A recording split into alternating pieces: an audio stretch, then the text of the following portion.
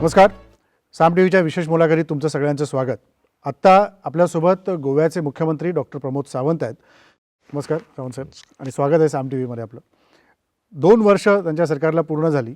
2 वर्षातल्या त्यांनी केलेल्या कामाचा थोडक्यात आपण आढावा तर घेणारच आहोत. पण गोव्याच्या पुढं कोणकोणते महत्त्वाचे प्रश्न आहेत? वर्षभराने पुन्हा एकदा तर निवडणुकीचा सामना करावा लागणाऱ्या विधानसभेच्या निवडणुका गोव्यात होत आहेत आणि प्रमोद सावंतांसारखा एक तरुण चेहरा गोव्याच्या पुढं असताना गोवेकर त्यांच्याकडनं काय अपेक्षित गोष्टी समोर ठेवून मागणं मागतायत ह्याहीबद्दल बोलायचं आहे. गोव्यातला कोरोनाचा प्रादुर्भाव असेल, परदेशी पर्यटकांचं गेल्या वर्षभरातलं झालेली कमी संख्या असेल आणि गोव्यातल्या खाणींचं जर पुन्हा एकदा उत्खनन सुरू झालं तर गोव्याचा आर्थिक विकास पुन्हा वेगाने होऊ शकतो का, या गोष्टी असतील. राष्ट्रीय शैक्षणिक धोरणाचा मुद्दा असेल, महिलांच्या सक्षमीकरणाचा मुद्दा असेल किंवा स्वयंपूर्ण नावाने त्यांनी सुरू केलेली योजना असेल, या सगळ्या गोष्टी त्यांना आपल्याला विचारायच्या आहेत. डॉक्टर साहेब, पहिल्यांदा 2 वर्ष पूर्ण झाले त्याबद्दल तुमचं अभिनंदन. धन्यवाद. आणि खरं तर गोव्यामध्ये एक वेगळ्या पद्धतीने लोकांना, सरकारला, प्रशासनाला घेऊन पुढे तुम्ही जात आहे. 2 वर्षातले प्लस मायनस पॉईंट्स तुम्हाला काय दिसले आणि त्याच्यावर काय पद्धतीने तुम्ही काम केलं? मागची 2 वर्ष मी मुख्यमंत्री म्हणून काम पाहतोय आणि हे सगळं करत असताना म्हणजे सगळ्यात अगोदर ह्या वर्षामध्ये Covid management which is the best achievement. कारण मुळात कोविड मॅनेजमेंट हे वर्षभर गेली चांगल्या पद्धतीने गोव्यामध्ये सगळ्यांच्या सहकार्याने, विशेष करून हेल्थ डिपार्टमेंट यांच्या सहकार्याने करत आहोत. आणि हे सगळं करत असताना which is the financial management ही माझ्यासमोर मोठी चॅलेंज होती. आणि हे सगळं केल्यानंतर परत इन्फ्रास्ट्रक्चर डेव्हलपमेंट आणि ह्युमन डेव्हलपमेंट या दोन्हीही आघाडीवरती पुढं जाण्यासाठी गोव्याला वेगवेगळ्या विषयामध्ये वेगवेगळ्या पुढं घेऊन जाणं हेच खरं आव्हान होतं. आणि निश्चितच मला वाटतं माझ्या सगळ्या सहकारी मित्र, आमदार यांच्या सगळ्यांच्या सहकार्याने माननीय पंतप्रधान नरेंद्र मोदीजीने या कोविडच्या काळात ज्या पद्धतीने आत्मनिर्भर भारत ही योजना राबवली आणि ती पूर्ण योजना गोव्यामध्ये राबवण्यासाठी आम्ही सक्सेसफुल झालो आणि त्याला जोडून स्वयंपूर्ण गोवा ही संकल्पना मी लोकांच्या समोर मांडली आणि ती मूळ सगळ्या ग्रामपंचायतीपर्यंत रुजायला लागली. आणि निश्चितच गोवा स्वयंपूर्ण करण्यासाठी सगळ्या बाबतीत आमचं काम चालू आहे. नाही, बिलकुल ती स्वयंपूर्णता तुम्ही आणली. कारण मी स्वतः पाहिलं होतं की कोविडच्या काळामध्ये तुम्ही मुख्यमंत्री पेशा बाजूला ठेवून डॉक्टरकीमध्ये उतरलं होतं आणि पेशंटला तपासायला घेतलं होतं. काही PHC सेंटर्समध्ये आम्ही ते व्हिज्युअल्स बघितले, काही ठिकाणी बातम्याही आम्ही वाचल्या, पाहिल्या. तर त्यावेळचा अनुभव कसा होता की मुख्यमंत्री स्वतः रुग्णाला तपासतोय, त्यामुळे त्याच्यामधला विश्वास होता की नाही, गोवा कोरोनामुक्त होईल, गोव्यामध्ये पेशंट्स वाढणार नाहीत, कारण एक सक्षम मुख्यमंत्री सोबत आपल्या आहे. फ्रंटलाईन कोविड वॉरियर ज्यावेळी हॉस्पिटलमध्ये काम करत होते, म्हणजे आपण बघतोय की सामान्य माणूस जेव्हा कोरोना आणि कोविडपासून घरात बसले होते तेव्हा आपले हेल्थ वर्कर्स बाकी सगळे काम करत होते. त्यांची स्फूर्ती वाढवण्यासाठी, त्यांना मोटिवेट करण्यासाठी मी माझं स्वतः ठरवलं की यावेळी बर्थडे सेलिब्रेट करायचा नाही, तर यावेळी त्यांच्यासोबत एक दिवस म्हणजे आयुर्वेदिक OPDमध्ये परत एकदा म्हणजे घालवायचा म्हणून आजिलो हॉस्पिटलमध्ये परत एकदा पूर्ण दिवस घालवला. आणि त्या निमित्ताने सगळे हेल्थ वर्कर्स म्हणजे फ्रंटलाईन हेल्थ वर्कर्स, डॉक्टर्सपासून त्या ठिकाणी काम करणारा अटेंडंटपर्यंत ह्यांना मोटिवेशन देण्यासाठी हे एका दिवसाचं मी काम केलं. त्या निमित्ताने निश्चितच सगळ्यांना मोटिवेशन मिळालं. खूप चांगल्या पद्धतीने सगळ्यांनी तो एकदम उत्साह आणि त्यामध्ये परत एकदा सगळ्यांचा कोविडसाठी काम करण्याचा उत्साह जो खूप मोठा उत्साह वाढला. निश्चितपणे. पण जर कोरोनाच्या काळामध्ये गोव्यामध्ये रुग्णसंख्या वाढत होती, पुन्हा ती कमी झाली, तुम्ही 0पर्यंत आलात, पुन्हा ती वाढली आणि आत्ताही काही प्रमाणात जो बाकी सगळ्या राज्यांमध्ये कोरोनाचा प्रादुर्भाव दिसतोय, याचा जर आढावा घेतला तर या काळातला गोवा आत्ता कसा पाहायला मिळाला? गोवा पूर्णतः म्हणजे 0 केसेस झाल्या. आम्ही ग्रीन झोनमध्ये गेलो आणि गोव्यातील सगळ्या लोकांनी त्यासाठी सहकार्य केलं. विशेष करून administrative collector level, police department, health department या सगळ्यांच्या सहकार्याने गोवा पूर्णतः ग्रीन झोनमध्ये होता. त्यानंतर आम्ही म्हणजे एकही टेस्टिंग फॅसिलिटीज अवेलेबल नव्हती, तिथंपासून ते हॉस्पिटल सेटअप करणं या सगळ्या गोष्टी आम्ही सरकार म्हणून केल्या. आणि त्यानंतर व्यवस्थितरित्या कोविड मॅनेजमेंट झालं. परत एकदा म्हणजे ज्यावेळी बॉर्डर्स खुल्या केल्या गेल्या, परत कोविडच्या केसेस वाढत गेल्या आणि तरीही आम्ही होम आयसोलेशन किट म्हणजे लोकांना प्रोव्हाइड केल्यानंतर त्याचा खूप मोठा कंट्रोल आला होता. फक्त मागच्या 1-2 दिवसामध्ये, कारण इतर राज्यामध्ये खूप मोठ्या केसेस वाढत होत्या, त्याचा थोडासा प्रादुर्भाव काल आणि आज थोडासा जास्त केसेस दिसायला लागल्यात. पण परत एकदा आम्ही खूप मोठ्या प्रमाणात टेस्टिंग करण्यासाठी लोकांना परत आव्हान करून की सोशल डिस्टन्सिंग आणि सगळं मेंटेन करण्याचं काम जे सुरुवात केलेलं आहे. पण आपण एकदा बघतोय म्हणजे जान आणि जहान या दोन्ही गोष्टी ज्या माननीय पंतप्रधानांनी सांगितलं आहे, कारण आपण कोरोनासाठी पूर्णतः म्हणजे सगळं बंद करू शकत नाही आहे. त्याचमुळे तर गोव्यातील टुरिझम ॲक्टिव्हिटी असेल, इकॉनॉमिकल ॲक्टिव्हिटी असेल, गोवा हे पहिलं राज्य होतं जेणेकरून फार्मा इंडस्ट्री त्या काळात पण चालू ठेवण्यासाठी सहकार्य करणारा, इकॉनॉमिकल ॲक्टिव्हिटी चालू करणारा आणि टुरिझम ॲक्टिव्हिटी सुरू करणारा पुरा देशातलं गोवा हे पहिल्या नंबरचं राज्य होतं. अगदी खरं आहे की टुरिझमच्या बाबतीमध्ये तर गोवा आंतरराष्ट्रीय सेंटर आहे, आंतरराष्ट्रीय नकाशावर कायम असतं. अशा पिरियडमध्ये गेल्या वर्षभरामध्ये परदेशी पर्यटक गोव्याकडे फिरकलाच नाही. तो अजूनही फारसा दिसत नाही आहे, कारण जगभरातला कोरोनाचा काळ असेल किंवा आत्ताचा भारतामध्ये वाढणारी संख्या असेल काही प्रमाणात, तर याचा काही फटका गोव्याच्या पर्यटनावर बसला? निश्चितच म्हणजे गोव्याच्या पर्यटनावर असेल, गोव्याच्या इकॉनॉमीवरती असेल.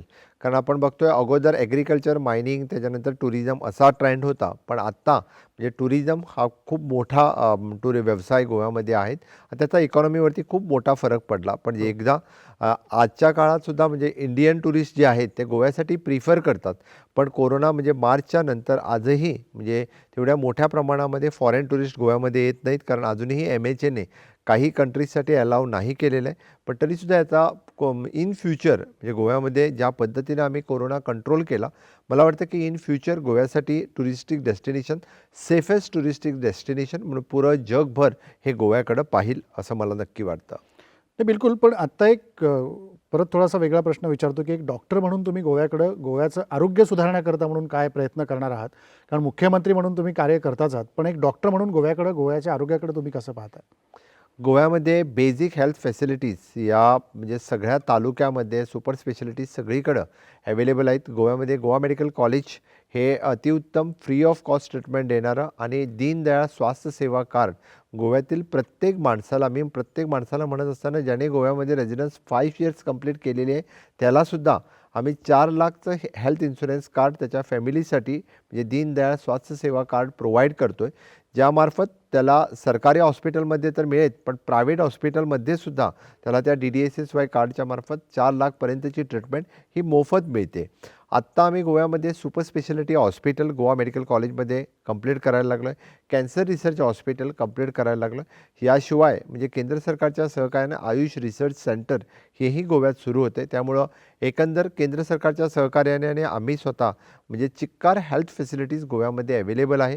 त्याला जोडून even though medical tourism facilities गोव्यात व्हायला पाहिजे, ह्याच्यासाठी पण सरकारचा प्रयत्न आहे. Private investors for the medical tourism त्यासाठी आम्ही प्रमोट करतो आहे, जेणेकरून गोव्यातील लोकांना हेल्थ फॅसिलिटीज, चांगला इन्फ्रास्ट्रक्चर आणि दुसरा चांगल्या पद्धतीचं सुपर स्पेशालिटी या दोन्ही गोष्टी द्यायच्या आणि त्याला जोडूनच म्हणजे इतर इन्व्हेस्टरने मेडिकल टुरिझम या सेक्टरमध्ये इन्व्हेस्ट करावं म्हणून सरकारचा प्रयत्न आहे.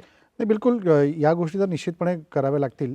पण थोडंसं पॉलिटिकल गोष्टीकडे येतो की ज्यावेळेला तुम्ही विधानसभेचे स्पीकर म्हणून काम केलं, तो वेगळा अनुभव होता.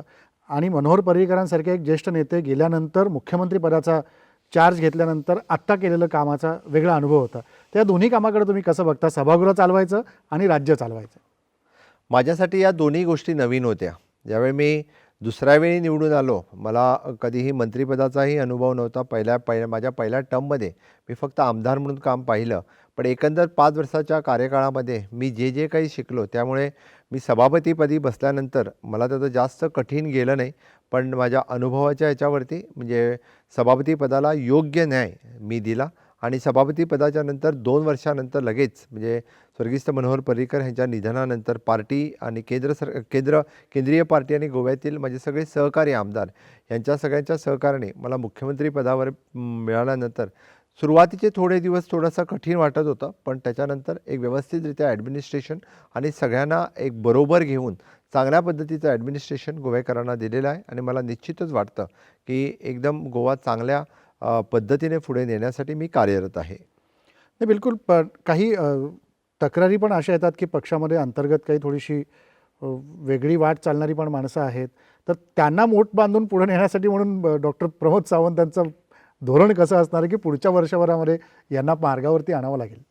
पार्टीतील माझ्या सगळ्या सहकाऱ्यांचं, इवन दो सगळ्या MLAंचा म्हणजे मी विश्वासाने त्यांच्याबरोबर काम करतो. शेवटी हे राजकारण आहे.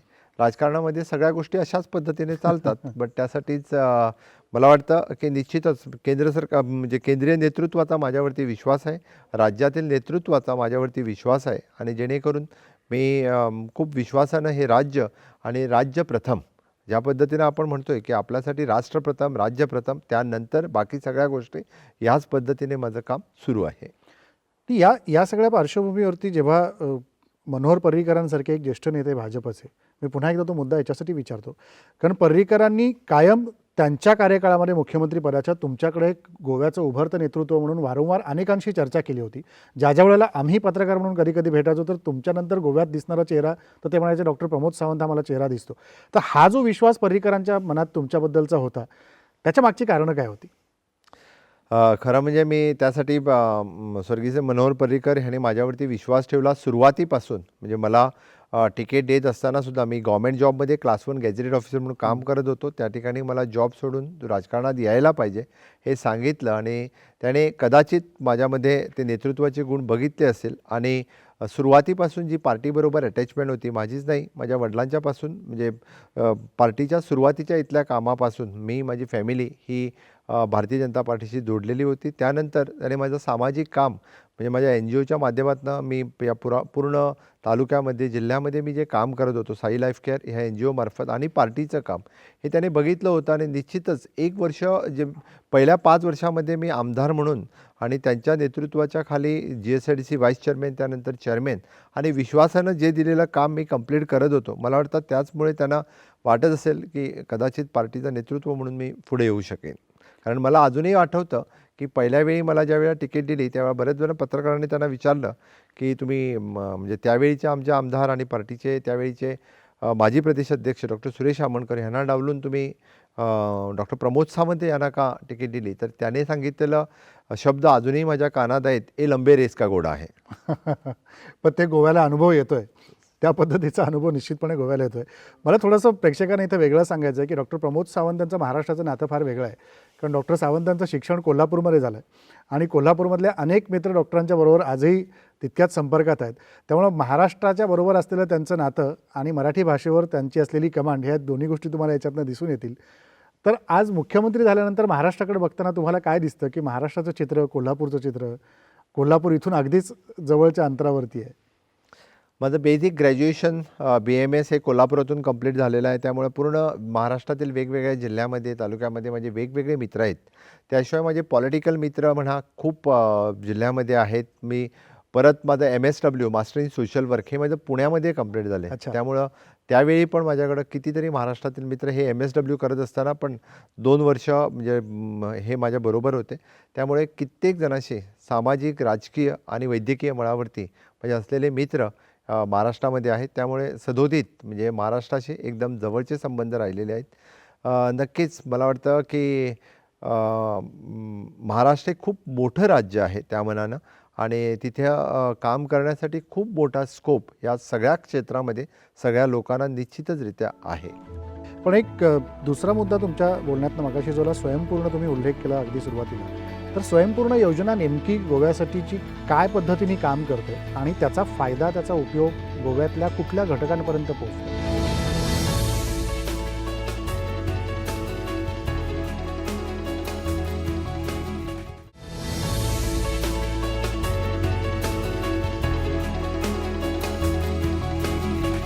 पण एक दुसरा मुद्दा तुमच्या बोलण्यातनं मगाशी जो स्वयंपूर्ण तुम्ही उल्लेख केला अगदी सुरुवातीला, तर स्वयंपूर्ण योजना नेमकी गोव्यासाठीची काय पद्धतीने काम करते आणि त्याचा फायदा, त्याचा उपयोग गोव्यातल्या कुठल्या घटकांपर्यंत पोहोचतो? स्वयंपूर्ण ही संकल्पना ज्या पद्धतीने माननीय पंतप्रधान नरेंद्र मोदीजी यांनी आत्मनिर्भर भारत होण्यासाठी जी संकल्पना मांडली त्याच धर्तीवरती स्वयंपूर्ण गोवा म्हणजे आपण कोविडच्या काळामध्ये बघितलं की गोवा हा पूर्णतः मग तो दुधासाठी असेल, भाजीसाठी असेल, फुलासाठी असेल, फळांसाठी असेल, इवन दो चिकन, मटन या सगळ्या गोष्टीसाठी 100% म्हणजे बाजूच्या राज्यावरती कर्नाटक असेल, महाराष्ट्र असेल किंवा अजूनही बाकीची बिहार या सगळ्या even though for the skilled manpower या सगळ्या गोष्टीसाठी डिपेंडंट आहे. मला वाटलं मग व्हाय नॉट म्हणजे हे गोव्यामध्ये शक्य नाही का? मग एवढी सुपीक जमीन आहे, एवढा चांगला एन्व्हायरमेंट आहे, एवढी चांगली लोकं आहेत, मग हे का शक्य नाही? आणि 60 वर्ष अगोदर म्हणजे पोर्तुगीज रेजिममध्ये या सगळ्या गोष्टी तर इथंच मिळत होत्या. या कुठल्याही गोष्टी म्हणजे ज्यावेळी भारत देश स्वतंत्र झाला आणि 14 वर्षानंतर गोवा मुक्त झाला त्यावेळी गोव्यामध्ये साखरसुद्धा येत नव्हती. यावेळी गुळाची चहा पीत होते. मग सगळं काही गोव्यात होत होतं, मग आत्ता का नाही? आणि 60 वर्षानंतर म्हणजे आम्ही इन शॉर्ट डिपेंडंट होत गेलेलो आहोत. ते परत एकदा स्वयंपूर्ण होण्यासाठी मला वाटतं की कोविड ही चांगली संधी आहे. म्हणून मी स्वयंपूर्ण ही संकल्पना गोवेकरांच्या समोर मांडली आणि त्याला खूप चांगला प्रतिसाद त्याने दिला. निश्चितच आज आमचे सरकारी अधिकारी आपल्या सुट्टीच्या दिवशी म्हणजे दर शनिवारी हे प्रत्येक ग्रामपंचायतमध्ये ग्रामपंचायत गोव्यातील प्रत्येक ग्रामपंचायतीमध्ये सकाळी 10 पासून दुपारी 1 वाजेपर्यंत बसतात आणि तिथं नुसतं बसत नाही तर गावकऱ्यांकडे चर्चा करतात. मग ॲग्रिकल्चर क्षेत्रामध्ये हॉर्टिकल्चर, डेअरी या सगळ्यांसाठी कशा पद्धतीने आपण पुढे जाणार. आमची सगळी डिपार्टमेंट्स मग ॲग्रिकल्चर, हॉर्टिकल्चर, डेअरी, व्हेटरनरी या सगळ्या डिपार्टमेंट्स गावात जातात. गावात त्यांना मार्गदर्शन करतात.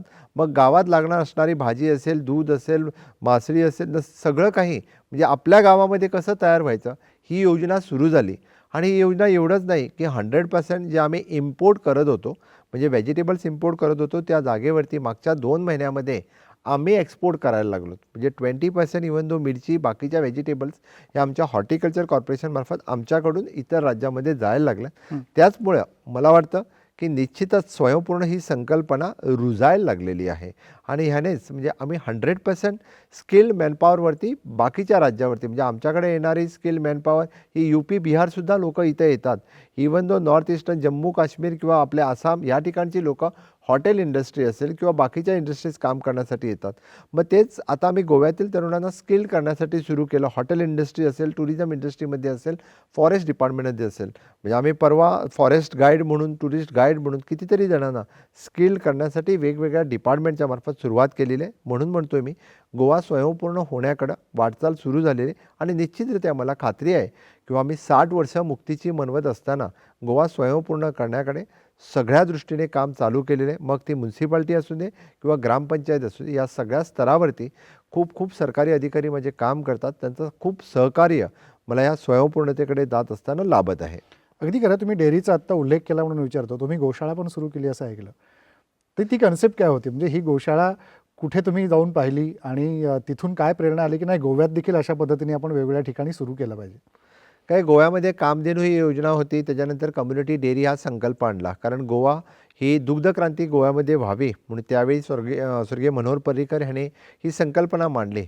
पण ती तेवढी रुजत नव्हती. काहीतरी कोणतरी आपल्या एखादी दुसरी गाई वगैरे घेत होता. त्यानंतर कम्युनिटी डेअरी हा संकल्प आला.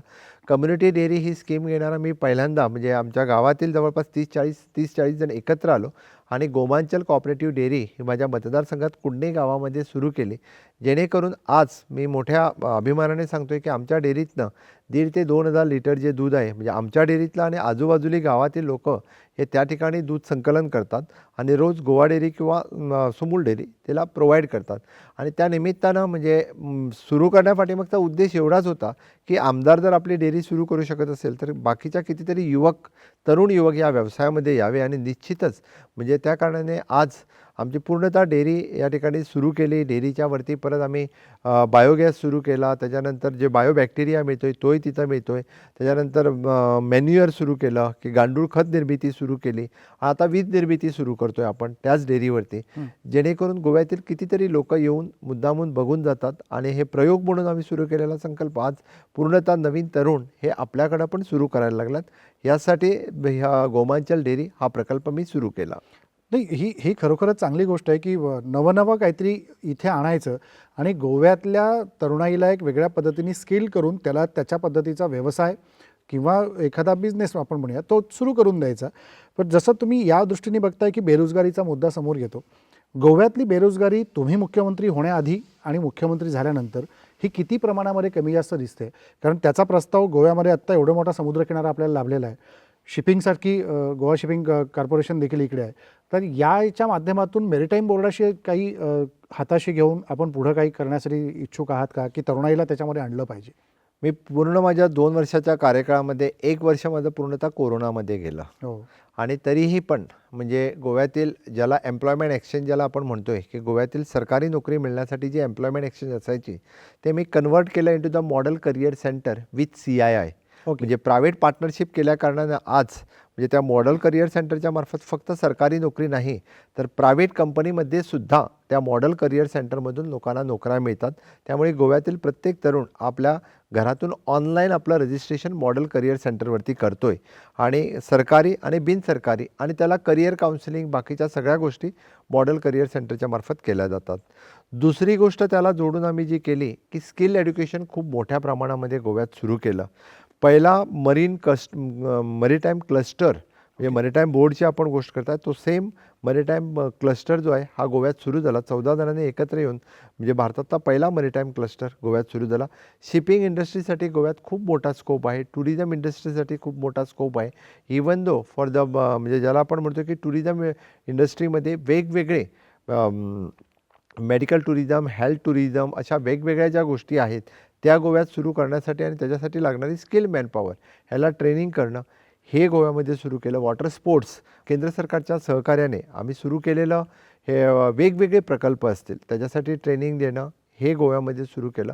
आणि केंद्र सरकारच्या जॉबसाठी म्हणजे कॉम्पिटिटिव्ह एक्झाम्स कशा पद्धतीने द्यायचं आमच्या डायरेक्टरेट ऑफ हायर एज्युकेशन ह्याच्या सहकार्याने म्हणजे करिअर काउन्सिलिंग एका बाजूने आणि कॉम्पिटिटिव्ह एक्झाम्स कशा पद्धतीने म्हणजे आपण ट्राय करायचं त्याच्यासाठी लागणारे गायडन्स अवेअरनेस प्रोग्राम हेही गोव्यामध्ये सुरू केलं. म्हणजे दोन्ही ह्याच्यावरती एका बाजूने सेल्फ एम्प्लॉयमेंट आणि दुसऱ्या बाजूने म्हणजे employment in the government in the private sectors कसा मिळू शकेल युवकांना त्याच्यासाठी सातत्याने वेगवेगळे प्रयोग वेगवेगळे प्रयत्न हे सरकारमार्फत सुरूच आहेत. आणि त्याला जोडून अजूनही म्हणजे केंद्र सरकारच्या सहकार्याने पण वेगवेगळी कामं आम्ही गोव्यामध्ये करतोय. दुसऱ्या बाजूला सरकार हाही विचार करत होतं गोवा सरकार की जे परदेशी पर्यटक इकडे येत आहेत त्यांना इथल्या शिक्षणाशी जोडून घेण्याकरता किंवा इथल्या लोकांना त्यांच्या शिक्षणाकरता जोडून घेण्याकरता फॉरेन युनिव्हर्सिटीचा प्लॅन गोवा गव्हर्नमेंटचा होता, तर त्याचं पुढे काय झालं?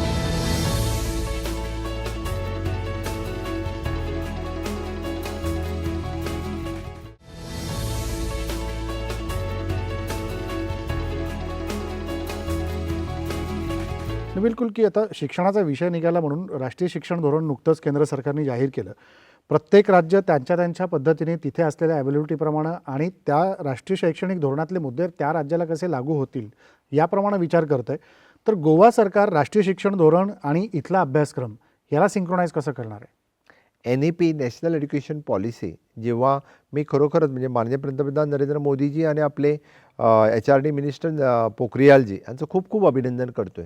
34 वर्षानंतर या देशामध्ये पहिल्या वेळी नॅशनल एज्युकेशन पॉलिसीचा विचार झाला की त्याच्यावरती खरोखरच की आपलं शैक्षणिक धोरण हे बदलायला पाहिजे होतं. गेली कित्येक वर्ष कोणी या गोष्टीवरती विचार केला नव्हता. म्हणजे मुलांना बेसिक आपल्या कुठल्या लेवलवरती शिकवायला पाहिजे, कशा पद्धतीचं एज्युकेशन द्यायला पाहिजे. 3 ते 5 हा जो फाउंडेशन कोर्स आहे त्यामध्ये मुलांना खरं म्हणजे जे आपण म्हणतो की अंगणवाडी आणि बालवाडीमध्ये त्यांचा वेळ वाया जात होता त्यावेळी त्यांना म्हणजे ब्रेन डेव्हलपमेंटच्या पर्टिक्युलर एजमध्ये त्यांना शिकवणं गरजेचं होतं. पण त्यामुळे NEP पास केल्यानंतर लगेच आम्ही म्हणजे स्कूल लेवलवरती आणि हायर एज्युकेशनवरती 2 कमिटी एस्टॅब्लिश केल्या. दोघांना गोव्यातील पूर्ण शैक्षणिक तज्ज्ञ यांना सगळ्यांना घेऊन त्याने रिपोर्ट तयार केला आणि रिपोर्ट तयार केल्यानंतर त्याने तो रिपोर्टही सरकारला सबमिट केला. गोव्यातील सगळ्यांना म्हणजे इररिस्पेक्टिव्ह ऑफ द कास्ट अँड क्रीड इथं डायसोसिएशन सोसायटीच्या ॲडिशनल स्कूल्स आहेत, तिथं एडेड स्कूल चालतात, गव्हर्मेंट स्कूल चालतात, इथं मुस्लिम कम्युनिटीची काही स्कूल चालतात. या सगळ्यांना विश्वासात घेऊन व्यवस्थितरित्या दोन्ही म्हणजे नॅशनल एज्युकेशन पॉलिसीवरती त्याने रिपोर्ट दिल्यानंतर आम्ही आत्ताच्या घडीला सुरुवातीला नॅशनल एज्युकेशन पॉलिसी ही फाउंडेशन कोर्सवरती म्हणजे ज्याला आपण प्री प्रायमरी लेवलवरती सुरुवात करायचं असं धोरण निश्चितच ठरवलेलं आहे. आणि मला वाटतं त्या बाबतीत इन्फ्रास्ट्रक्चरला काही प्रॉब्लेम नाही. फक्त ह्युमन रिसोर्ससाठी थोडीशी म्हणजे टीचर्स जे अपॉइंट करायचे आहेत सरकारने त्याची पण तयारी दाखवलेली आहे. आणि निश्चितच म्हणजे येत्या जूनपासून आम्ही नॅशनल एज्युकेशन पॉलिसी फाउंडेशन कोर्सपासून सुरू करण्याच्या विचारात आहोत. दुसऱ्या बाजूला सरकार हाही विचार करत होतं गोवा सरकार की जे परदेशी पर्यटक इकडे येत आहेत त्यांना इथल्या शिक्षणाशी जोडून घेण्याकरता किंवा इथल्या लोकांना त्यांच्या शिक्षणाकरता जोडून घेण्याकरता फॉरेन युनिव्हर्सिटीचा प्लॅन गोवा गव्हर्नमेंटचा होता, तर त्याचं पुढे काय झालं? आम्ही प्रायव्हेट युनिव्हर्सिटी बिल ऑलरेडी सरकारने पास केलं आणि त्याच्यानंतर 3 युनिव्हर्सिटीज ज्या आमच्याकडे ऑलरेडी त्याने आपला प्रपोजल दिला आणि त्यांचा प्रपोजल सँक्शन पण झालेला आहे. 3 जणांनी आम्ही म्हणजे त्याच्यासाठी त्यांचं ऑफर लेटरही दिलेलं आहे. मला वाटतं निश्चितच पुढच्या एका वर्षामध्ये ते आपली एस्टॅब्लिशमेंट इथं करणार आणि त्यामुळं देशातील असेल किंवा विदेशातील असेल कितीतरी म्हणजे foreign students can also take the admission in the state of Goa. या प्रायव्हेट युनिव्हर्सिटीमध्ये त्यांना ॲडमिशन घेण्यासाठी कोणी अडू शकणार नाही, ते घेऊ शकतील. But at present also there is facilities in the Goa university. आपल्या गोवा युनिव्हर्सिटीमध्येही ज्या ज्या वेगवेगळ्या कॉलेजेस आहेत त्यामध्ये there is a quota for the foreign student. They can take the admission for the different seats. त्यामुळं फॉरेन स्टुडंट्सना इथं येऊन शिकण्यासाठी आणि इवन दो आपल्या भारतीय स्टुडंट्सना हा स्कोप खूप मोठा वाढलेला आहे आणि पुढच्या अजून एक 4-5 वर्षामध्ये प्रायव्हेट युनिव्हर्सिटीच्या कारणानं अजूनही जास्त स्कोप हा इंटरनॅशनल आणि नॅशनल स्टुडंट्सना खूप मोठा स्कोप आहे. पुढच्या वर्षीच्या इलेक्शनच्या दृष्टीने काही मुद्दे मला विचारायचे वाटतात की दरवेळेला गोव्यामध्ये निवडणुका जवळ आल्या की अस्थिरतेचं वारं सुरू होतं. काही जण तुमच्या पक्षातनं इतर पक्षातही संपर्क करत पाहत आहेत. महाराष्ट्रवादी गोमंतक पार्टी वेगवेगळ्या पद्धतीचे मुद्दे समोर मांडते आहे.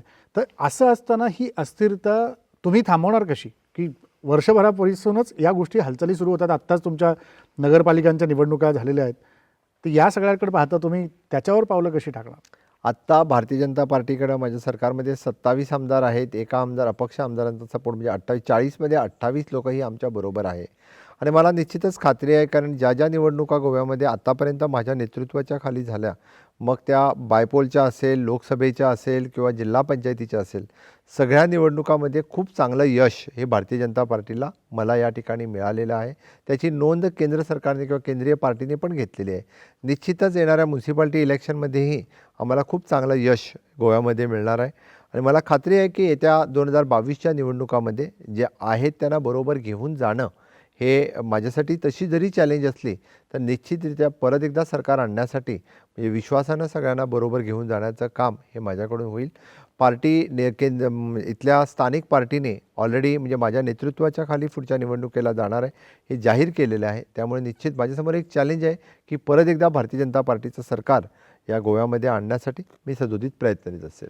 नाही बिलकुल. पण या आत्ता हे वर्ष पुन्हा एकदा कोरोनाकडे वळताना दिसतंय. मागचं वर्ष तर पूर्ण गेलं, त्याच्या आधीचा एक वर्ष तुम्हाला काम करायला मिळालं नाही. आता परत मागचा मार्च महिना हा कोलॅबोरेट केला तर पुन्हा एकदा कोरोनाचं संकट पाहायला मिळतं.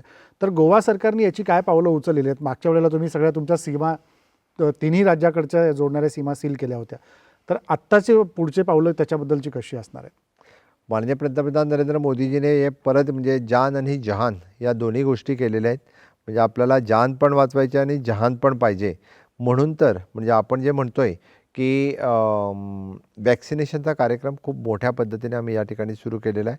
म्हणजे 60 अँड अबाव 45 to 60पर्यंत यामध्ये सगळे येणारे कोमॉर्बिड त्यांना वॅक्सिनेशन देणं आणि दोन्ही इकॉनॉमिकल ॲक्टिव्हिटीज आणि कोरोना कंट्रोल करणं यासाठी म्हणजे सरकारच्या वतीने पूर्णतः ॲडमिनिस्ट्रेशन, हेल्थ डिपार्टमेंट हे सगळे कार्यरत असणार. निश्चितचरित्या म्हणजे आत्ता कुठल्याही पूर्ण ॲक्टिव्हिटी बंद ठेवून होणार नाही आहे. त्यामुळं वॅक्सिनेशन हा एक पर्याय आहे आणि सगळ्या लोकांना म्हणजे इथं येणाऱ्या लोकांना पण आम्ही आव्हान करतो आहे की सोशल डिस्टन्सिंग असेल, मास्क वापरणं असेल, ह्याचं जर मेंटेन केलं सॅनिटायझर तर निश्चितरित्या म्हणजे आपण कोरोनावरती मात करू शकेल आणि सगळ्या ॲक्टिव्हिटीज चालू ठेवू शकेल.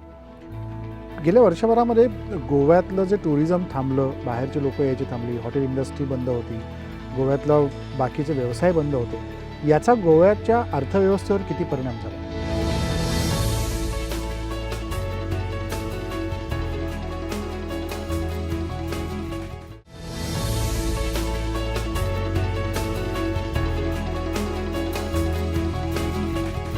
एक गोव्याच्या बाहेरचा थोडासा प्रश्न विचारतो. शेजारच्या महाराष्ट्रात जे काही सध्या राजकीय चित्र चालू आहे याच्यात गोव्याचे मुख्यमंत्री म्हणून तुमचे ऑब्झर्वेशन्स काय आहेत? मी याच्यावरती एवढंच सांगेन, अजून थोडे दिवस वाट बघायला पाहिजे. निश्चितच मला वाटतं महाराष्ट्रासाठी चांगलं काहीतरी होईल. म्हणजे नेमकं काय होईल? मी म्हटलं की महाराष्ट्रासाठी चांगलं काहीतरी होईल. महाराष्ट्रासाठी कुठं काहीतरी नेमकं पुढे चांगलं होईल असं ते म्हणतात. गोव्यातल्या महिलांसाठी म्हणून काय वेगळा प्रयत्न डॉक्टर सावंतांनी केला की गोव्यातल्या महिला, मी आता गोव्यात आल्यापासून पाहतोय की बीचवरती देखील मी काही ठिकाणी फिरल्यानंतर मला कुठेही कागदाचा चिठोरा दिसला नाही किंवा प्लास्टिकच्या काही गोष्टी टाकलेल्या असतील, बॉटल्स असतील, पिशव्या असतील, तर त्या महिला व्यवस्थितपणे उचलून त्या डस्टबिनमध्ये टाकत होत्या. याचंही चित्र मी पाहिलं. ही एक शिस्त आहे. याबद्दल निश्चितपणे सरकारने घेतलेल्या प्रयत्नाचं कौतुक करायला लागेल. तर त्या महिलांना आणि गोव्यातल्या खाद्यसंस्कृती जपणाऱ्या महिलांना सक्षम करण्याकरता म्हणून काय विचार वेगळा करणार आहात? गोव्यामध्ये सदोदित महिलांचा सन्मान हा वाढतच ठेवलेला आहे.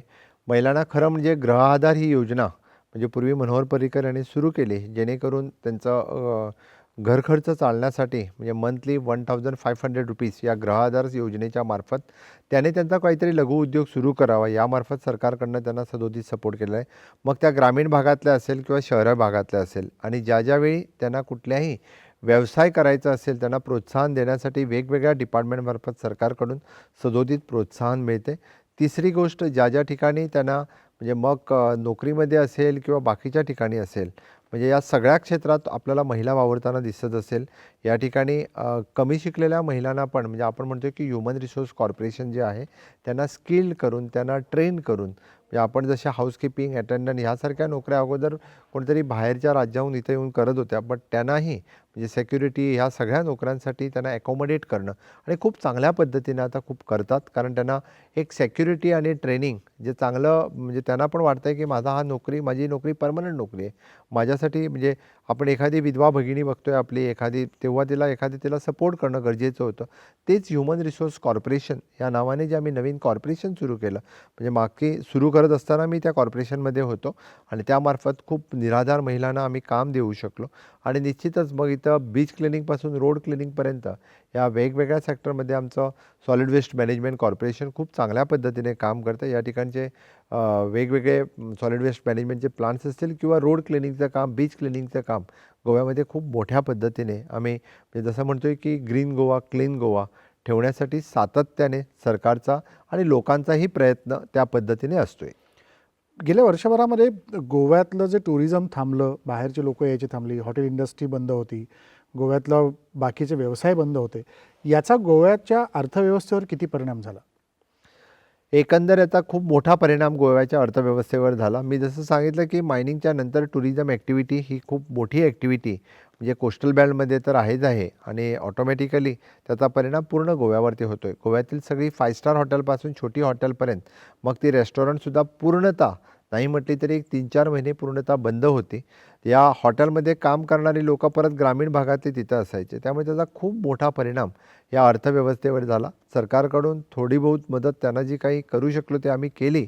पण परत एकदा म्हणजे आत्ता इंडियन टुरिस्ट जो आहे, म्हणजे यावर्षी ज्यांना बाहेर जायला मिळालं नाही किंवा फॉरेन कंट्रीमध्ये कोणी जात नाही, they prefer to come to Goa. आणि मला वाटतं म्हणजे सगळ्या आपल्या इंडियन टुरिस्टने गोवा हे चांगलं डेस्टिनेशन आहे. त्यामुळे तर 31 डिसेंबर असू दे किंवा आता अलीकडच्या सगळ्या सुट्ट्या असू दे, तमाम शनिवार रविवारी ह्या सगळे इंडियन टुरिस्ट खूप मोठ्या प्रमाणामध्ये गोव्यामध्ये येतात. पण जे खाणीच्या संदर्भातला निर्णय प्रलंबित आहे, तो जर समजा अंमलात आला, खाणी परत सुरू झाल्या, तर गोव्याच्या अर्थव्यवस्थेला थोडीफार गती मिळू शकते? खूप चांगली मोठी गती मिळू शकणार. कारण कंटिन्युअस मी मुख्यमंत्री झाल्यानंतर जे रिव्ह्यू रिट पिटिशन मी सुप्रीम कोर्टात दाखल केलेलं आहे आणि केंद्र सरकारला पण आम्ही सातत्याने प्रयत्न करतो आहे. कारण ऑलमोस्ट फॉरेन एक्सचेंज गोव्यासाठी नाही देशासाठी देणारं हे आयर्न ओर आहे. कारण इथला आयर्न ओर जो आहे म्हणजे बऱ्याच जणांना वाटतं की इथला आयर्न ओर हा इथल्या ज्या स्टील कंपनी आहेत त्या वापरत नाही आहेत, कारण तो लो ग्रेडचा आयर्न ओर आहे, विच इज द बिलो 60 ग्रेडचा आयर्न ओर आहे. त्यामुळे तो एक्सपोर्ट करण्यासाठी खूप मोठा स्कोप आहे आणि तो जर एक्सपोर्ट झाला तर ज्याला आपण फॉरेन करन्सी आपल्या देशामध्ये यायला पाहिजे, तर ह्या आयर्न ओरच्या एक्सपोर्टने येऊ शकते. आणि गोव्यामध्ये आयर्न ओरशिवाय दुसरं एक्सपोर्ट करण्यासाठी काहीच नाही आहे. त्यामुळं सातत्याने सुप्रीम कोर्टकडं आमची मागणी आहे, केंद्र सरकारकडं मागणी आहे की परत एकदा मायनिंग सुरू व्हावं. आणि मायनिंग सुरू झालं तर निश्चितच म्हणजे आपण म्हणतो आहे की टुरिझम बेल्टमध्ये टुरिस्ट आणि ग्रामीण भागामध्ये मायनिंग किंवा मायनिंग बेल्टमध्ये खूप आर्थिक उदरगत होण्यासाठी मायनिंग सुरू होणं गरजेचं आहे. अगदी खरं आहे. धन्यवाद डॉक्टर प्रमोद सावंत, तुम्ही साम टी व्हीला वेळ दिलीत आणि महाराष्ट्रातल्या लोकांपर्यंत एक संवाद साधण्याची संधी उपलब्ध तुमच्याकडून आम्हाला मिळाली. या सगळ्यामध्ये आता आपण बघतोय वर्षभराच्या नंतर गोव्यामध्ये पुन्हा एकदा राजकीय धुरळा पाहायला मिळेलच. पण या 2 वर्षाच्या काळामध्ये 1 वर्ष कोरोनात गेलेलं असताना देखील, आव्हानं समोर असताना, आर्थिक संकट राज्यासमोर, पर्यटनाच्या सगळ्या सोयीसुविधा बंद झाल्यानंतर उभा असताना, त्यातून वेगवेगळा मार्ग काढत डॉक्टर सावंतांनी आपल्यासमोर ह्या गोष्टींची उद्दिष्ट समोर मांडली. पुढच्या वर्षभरामध्ये अजून त्यांच्याकडे वेळ आहे, त्यामुळे पुढे अजून अनेक गोष्टी गोव्यामध्ये बदलताना आपल्याला निश्चितपणे दिसतील. पण यापुढचा गोवा कसा असेल हे पुन्हा एकदा आपण डॉक्टर सावंतांकडनं कधीतरी भेटून बोलतं त्यांना करून गोव्याला अजून समजून घेण्याचा प्रयत्न करू. आता इथं थांबू. नमस्कार. साम टी व्हीला खूप खूप शुभेच्छा. थँक्यू.